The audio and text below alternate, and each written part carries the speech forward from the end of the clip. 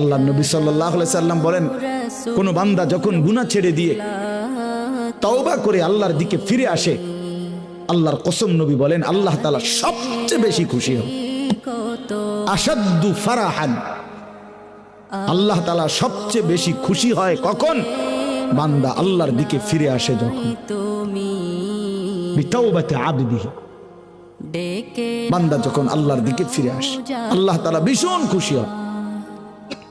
গুনার নাফরমানের জিন্দেগি ছেড়ে দিয়ে আল্লাহর দিকে যখন ফিরে আসে, আল্লাহ তাআলা তখন 7 আসমান সাজিয়ে দেয়, ফেরেশতাদেরকে বলে আসমান সাজিয়ে দাও, জান্নাত সাজিয়ে দাও। ফেরেশতারা 7 আসমান জান্নাত সাজাইয়া ফেরেশতারা জিজ্ঞেস করে, মাওলা আসমান কেন সাজাইলেন, জান্নাত কেন সাজাইলেন?